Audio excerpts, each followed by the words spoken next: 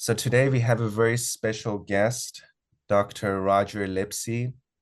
He is a very important art historian, scholar, biographer, and translator. He has written many books on the topics of aesthetics, art, spirituality, and religion.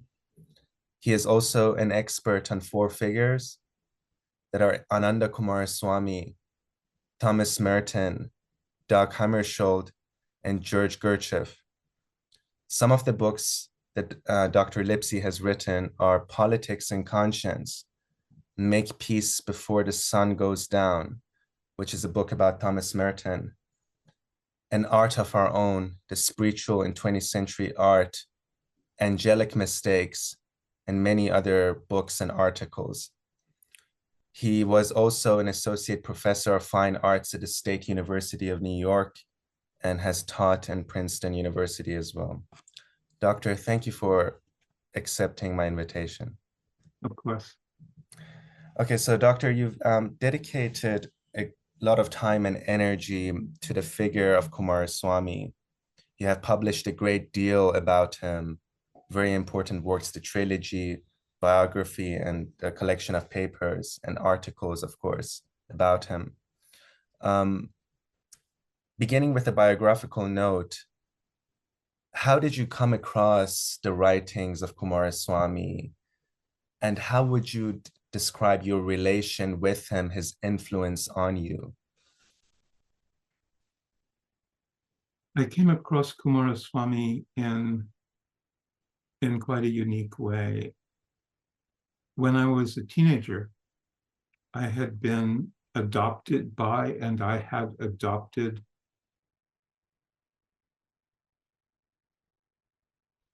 one, and they had a very beautiful place in the south of France on a river with two very ancient towers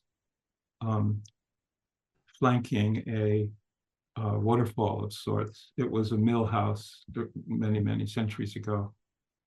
And we used to go on top of that tower sometimes and have cultural moments. The parents of the family were very interested in passing on a certain culture to us. So one day, the father of the family asked me to do a sight translation from English to French of an article in Coomaraswamy's Christian and Oriental Philosophy of Art, which is a book that was widely circulating and still may be. And so up there at the top of that tower, I did a sight translation. I have more or less perfect French. And I was listening to these words as I translated them. And later on, now, why did the father of the family ask me? It was because his mentor, a man named Henri Tracol, had already started a translation team that was translating Coomaraswamy into French, because there was very, very little at the time of Coomaraswamy's writings in French. And so an influence had passed along from Tracol to my adoptive father to me. And I was seized by Coomaraswamy's mind, by his understanding, by his respect and reverence for sacred art, East and West. I eventually made the choice to go to graduate school, not in English literature, which had been my major at Yale College, but in art history. And by extreme good fortune, I was admitted to the Institute of Fine Arts, New York University, which was a world center of art historical scholarship, and still is. And there I was taught the way you're supposed to be taught. I was taught a sort of catalog of great works of art in different periods and regions.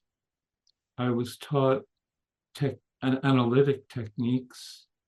I was taught historiography. How do you write history? And so it was a tremendous education that I received thanks to my professors, but it left something out. And after 2-3 years of that education, I was hungry for an understanding of, or an approach to what had so moved me in the medieval art of France, which with my adoptive family I'd been exploring for years. And what we were interested in was symbolism, meaning, icon, inherent spirituality, those things which by and large were not taught in the graduate school where I had the good fortune to study. So I had read a good deal of Coomaraswamy by then, and I asked the faculty to grant me the right to do a life and works study of Coomaraswamy. And they debated it, I know, but eventually they gave me permission. That opened, so I started my work. I must have in my library to this day 500 or 600 offprints of Coomaraswamy's essays, because he wrote incessantly, over a period of from about 1902 to his death in 1947. So well more than 40 years of passionate scholarship. I hope you're still interested. I'll continue Yes. recounting this. So it was a peculiarly good time.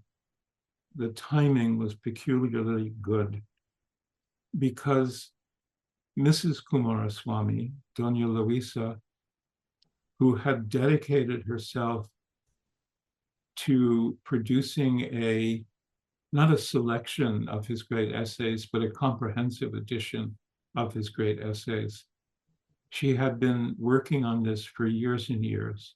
And she lived in what amounted to his library, the library of AKC's. That's what some people call him.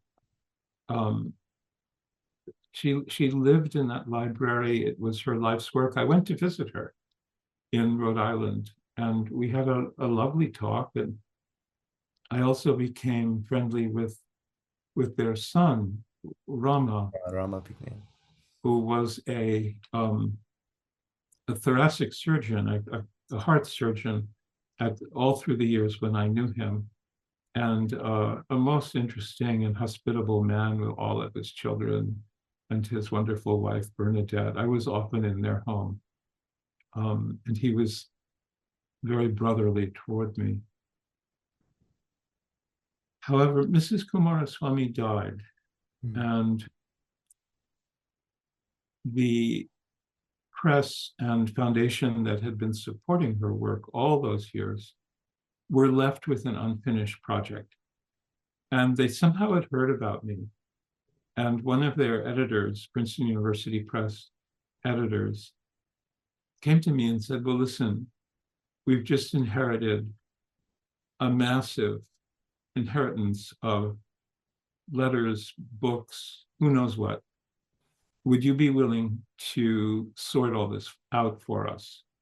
And eventually it would go to Princeton University Library, but first we need to know what we've got. So I began to do that. And you can imagine what a providential thing this was for me, because a lot of Coomaraswamy's life was reflected in exchanges of letters with W.B. Yeats, his various exchanges of letters and the existence of photos with his many wives, because Coomaraswamy was much married. And I had the privilege of going through all these disordered papers inherited from Mrs. Coomaraswamy. And through that, I had a window into what this life really had been.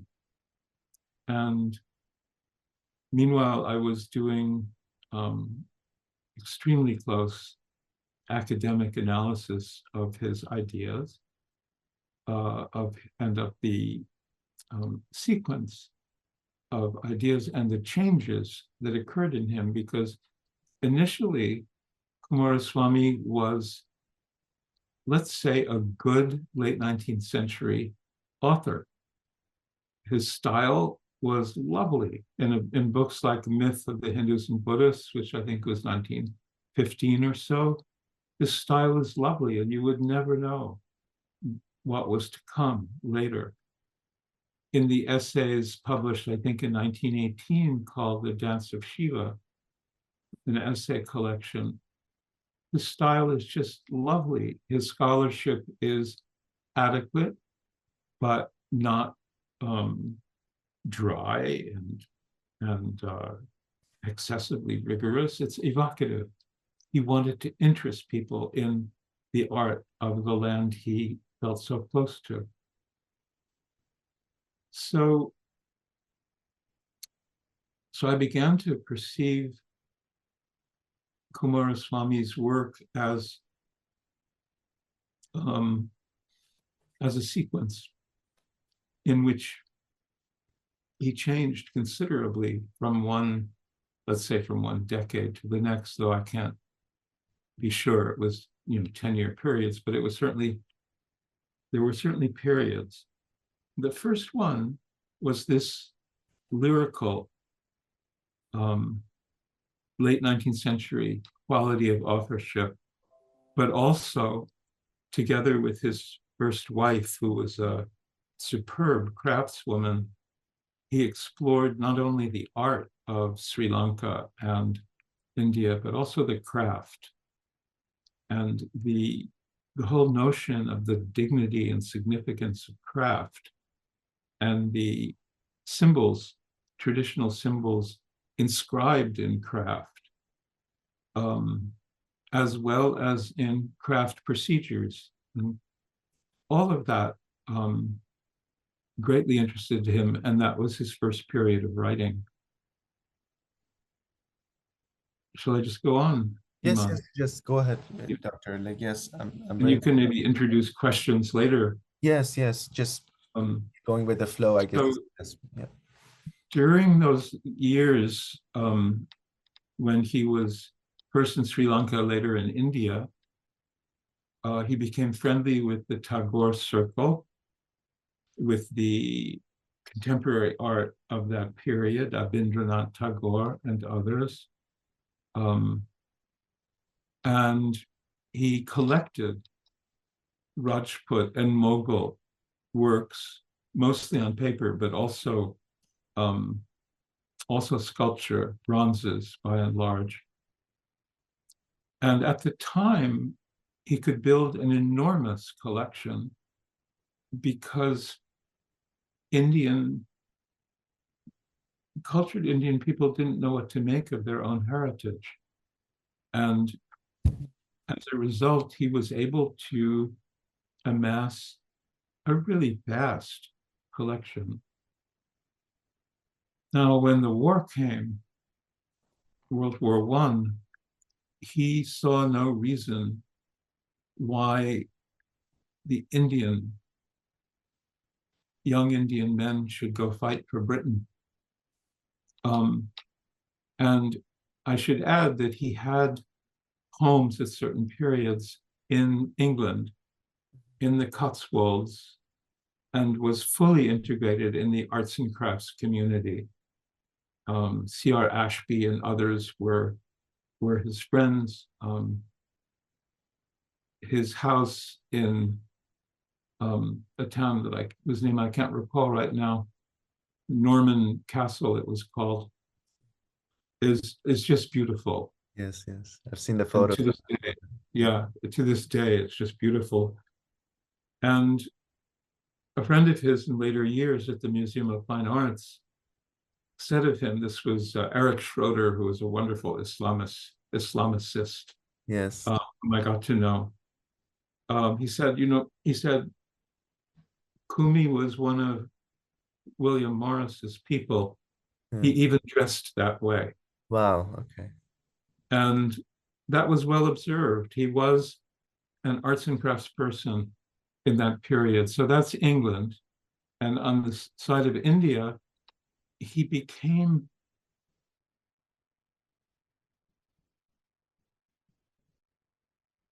in the war, he was obliged to, for his own well-being, to leave England, to leave India, because India belonged and essentially to England. So he came to America. He came to Boston. He sold his collection to the Boston Museum of Fine Arts, to a great patron there, Denman Ross, and came to Boston to be the curator of Indian and Muslim art at the great museum, the Museum of Fine Arts. You probably know all this. Yes, yes. In a measure, yes, I do.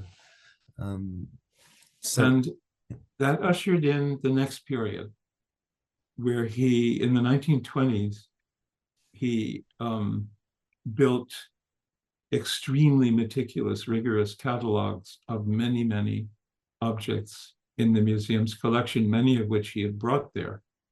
So the catalogs of I think there are 4 volumes, represent another Coomaraswamy altogether. And at the same time, he was studying Sanskrit and Pali mhm. with a professor at Harvard. And he turned himself into a rigorous scholar of the arts with which he was engaged, Indian Yes. and Islamic from India by and large. The history of Indian and Indonesian art, 1927, is the monument of that period that is still easily obtained. The catalogs are quite rare. Is that the medieval Sinhalese art, his first like methodological book? That was 1908, as I recall, and it was his first major work. Yes. Uh, yeah, that was his first major work. I should have said earlier that in India, through his collecting and through his art historical perceptiveness, he made a distinction between Rajput and Mughal art that has stood the test of time. And he was really the first to do that. And he created some really major books around that theme before the museum appointment. So those, you could consider them middle years, the 1920s. He had a very fashionable side to him. He was friendly with Isadora Duncan. He had his third wife was a most beautiful woman, Stella Block, Yes, yes. whom I met in her old age. Wow, wow, okay. And we sat in her garage somewhere in Connecticut and looked at her scrapbook of Coomaraswamy stuff, which is now in the Princeton University Library. So he had a fashionable side. And Can you tell us more about this fashionable side, Doctor? Like, you mean, what exactly do you mean by fashionable side? well, let me illustrate it by his relation with Arthur Stieglitz and Georgia Yes, yes, O'Keeffe. yes. The photographer, He, right? yeah, Yeah. he it was just natural for him in this fashionable kind of modernist moment to be friends with these avant-garde leaders, Yes. both in photography and in painting. And later on, he would launch polemical attacks on modern art, and we can speak of that later. But the truth is that he was really friendly with Stieglitz Yes. and with O'Keeffe in that whole circle. And so their art passed whatever test he had. Almost nothing else did. We'll get to that. Yes. So we've looked at three periods now. One, when he was a late 19th century author working in the first 2 decades of the 20th century. Then these art historical discoveries at the end of his time in India about Rajput and Mughal. And then this third period of rigorous art historical work at the museum. And then something happened. He read some essays, some books by René Guénon. And it was really an epiphany, a conversion, a very powerful change in his orientation. And he became an early, immensely capable explorer of what Guénon called tradition, and which he himself called tradition. And from 1932, his writings, while still at the museum, he remained at the museum all his life, all his working life. His writings have a very different character. And that is due initially to the influence of René Guénon. Now,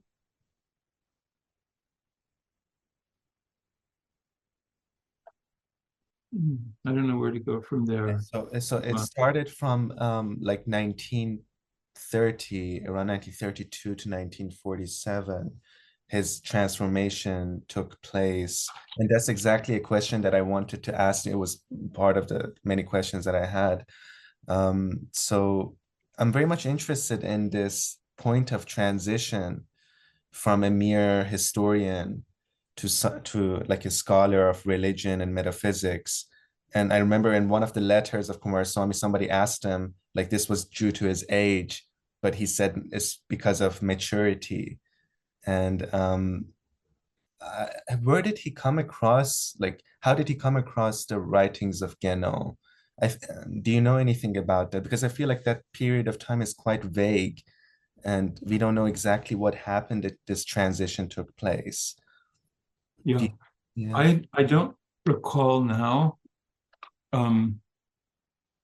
whether the articles that Coomaraswamy read of Guénon's and that occasioned this epiphany, this conversion, Yes. can be identified.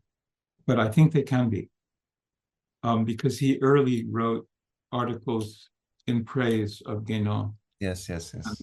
And I think one could use those brief articles, as I recall, to look at what it was in what and when. But it would have to be prior to 1932, because at 1932, Coomaraswamy is a confirmed traditionalist, Yes. writing about religious philosophy, working in the comparative mode, where he would take and inserting Sanskrit and Latin and Greek into his reasonings in order to create a universe of traditional discourse that was fully supported by the texts. That's So true. he devised a kind of discourse that I don't I think it's quite original, though he hated that word. It Um, was, sorry, what? It was I think it was quite original, original, yes, but yes. so I want to quote a passage from one of his truly great essays written in this period when he and Guenon were um, peers, though they didn't know each other personally. They were working side by side in a to establish a sense for what the authority of tradition, multiple world traditions, is, how to speak of them, how to draw others to understand them, how to defend them. And I should add that Coomaraswamy's son Rama was sent to spend some time with Guénon, but that AKC never met him, as far as I know.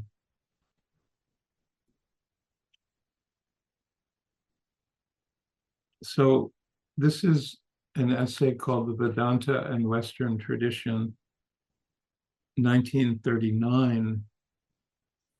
And it's a number of what I treated in my books as introductory essays that are written with the gracious style, the graceful style of the old days, but that treat the new material.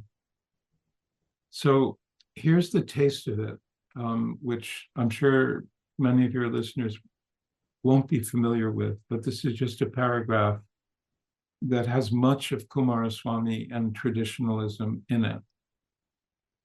The metaphysical philosophy is called perennial because of its eternity, universality, and immutability. It is Augustine's wisdom uncreate, the same now as it ever was and ever will be. The religion which, as he also says, only came to be called Christianity after the coming of Christ. What was revealed in the beginning contains implicitly the whole truth. And so long as the tradition is transmitted without deviation, so long, in other words, as the chain of teachers and disciples remains unbroken, neither inconsistency nor error is possible. On the other hand, an understanding of the doctrine must be perpetually renewed. It is not a matter of words. That the doctrine has no history by no means excludes the possibility or even the necessity for a practical explicitation of its formulae, an adaptation of the rites originally practiced, and an application of its principles to the arts and sciences. The more humanity declines from its first self-sufficiency, the more the necessity for such an application arises. Of these explicitations and adaptations, a history is possible. Thus, a distinction is drawn between what was heard at the outset and what has been remembered.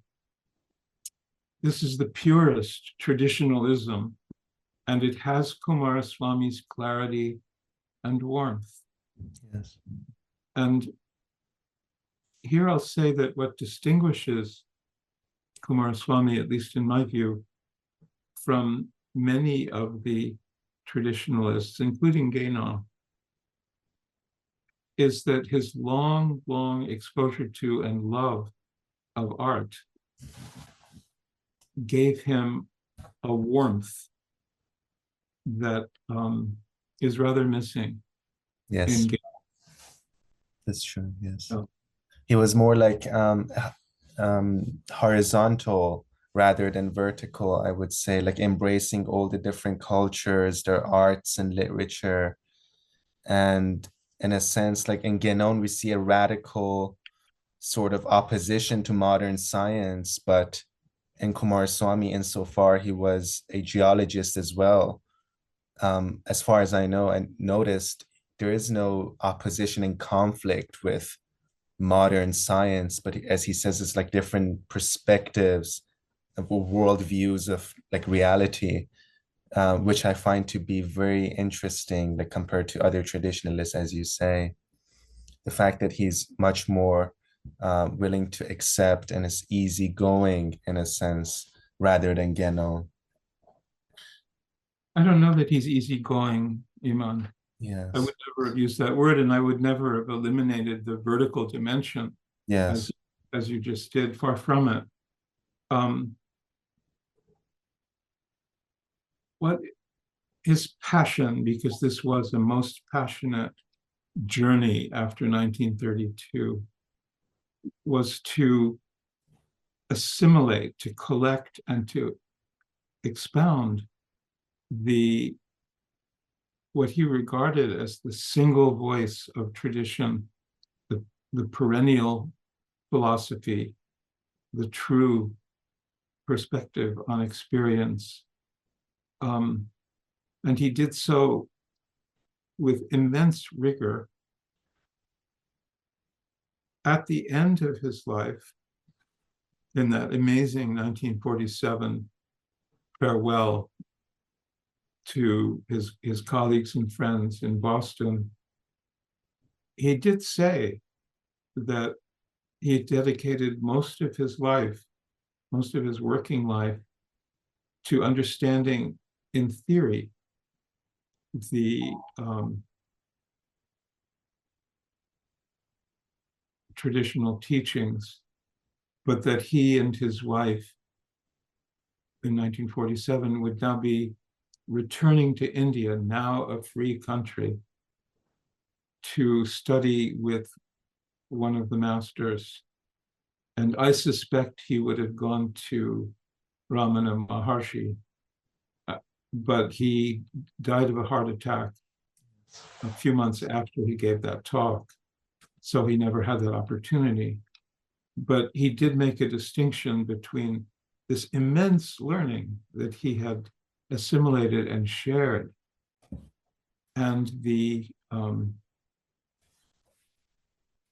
simplicities of for short, I'll say meditative practice at the guided by a legitimate master. yes. Like even though he had not had that like, practical aspect to him, um, could you say that that was in a sense reflected in his writing and scholarship because he regarded it as a sort of prayer? I mean, his work and vocation. Yeah, and he knew that. Yeah. There are places in his writings where he makes clear that his practice of writing about these truly high, complex issues of religious philosophy, of scripture, was an ascesis. It was a practice. And I can't right now place where I could prove that to you, but it's just so evident in his writings. Do you remember the passage on approaching the Buddha image? Yes, yes, yes. In the beginning of his The nature of article on Buddhist Buddhist art. art. Yes, yes, yes. May I read that? Yes, The of course. Yes, yes. Incredible. I'll just have to go to it. It was about remodeling personality, something like that. Exactly. Good. You are turning yourself into one of Coomaraswamy's people. But I'm very much fascinated by him. So So this is a half a page, if you'll be yes, patient. yes, yes, of course, of course. Thank you. So this is an essay of 1938 called The Nature of Buddhist Art.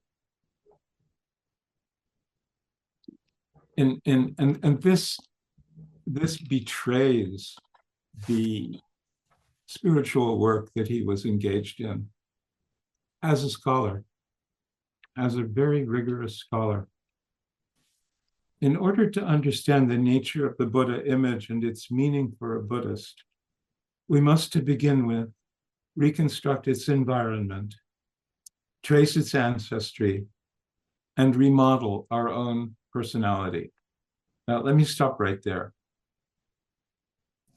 Two parts of this are normal art history. It's what I was being taught at the Institute of Fine Arts and what is taught at every institute, namely to reconstruct its environment, to trace its ancestry. And the next has nothing to do with that. Remodel our own personality. That is where the intersection of religious practice with art history occurs. And it gets still richer by far. I'll continue. We must forget that we are looking at art in a museum and see the image in its place in a Buddhist sanctuary or as part of a sculptured rock wall. And having seen it, receive it as an image of what we are ourselves potentially. Remember that we are pilgrims come from some great distance to see God, that what we see will depend upon ourselves. We are to see not the likeness made by hands, but its transcendental archetype. We are to take part in a communion. He is so far now from ordinary art history and so deeply into the attitude he wishes us to have, which is to be pilgrims in front of sacred art, explorers. He goes on, we have heard the spoken word and remember that, quote, he who sees the word sees me, unquote. We are to see this word, not now in an audible, but in a visible and tangible form. I'll skip over certain things. The image is of one awakened, and for our awakening, who are still asleep. The objective methods of science will not suffice. There can be no understanding without assimilation. To understand is to have been born again. Now, he really takes you to what can appear to be a crossroad. To understand is to be born again. That has nothing to do with art history. That has everything to do with a traditional understanding of the assigned destiny of human beings, which is to develop, to deepen, to awaken, to be reborn. So this is, for me, this one paragraph has been the central to how I understand Coomaraswamy. There's the immense scholarship covering so much, East and West, excuse me. And behind it, there's this need to transcend our triviality, this need to find the essential human, this need to be what one is, which is not what one thinks. Yes. Coming And towards. yeah, and that's Coomaraswamy. That's what he has to offer. I've often thought that it would be time well spent if one spent a whole semester or 2 semesters reading just Coomaraswamy. So this is what I have to say, Iman. So that's exactly what I wanted to ask you, Doctor. Another of my questions dealt with what you had said, that reading Coomaraswamy for 1 year at least is a vastly worthwhile education, as you've said. I wanted you to if possible, elaborate on this? And why is it that reading Coomaraswamy can be more worthwhile than a university degree? Of course, that is also essential, but what is it in Coomaraswamy that is so rich?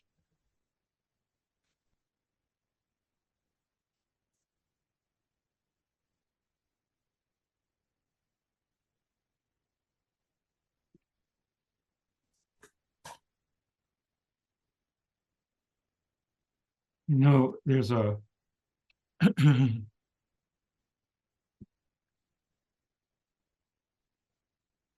there's is a deep and wide universe of truths in his writings. There's scarcely any topic that he didn't touch on that has to do with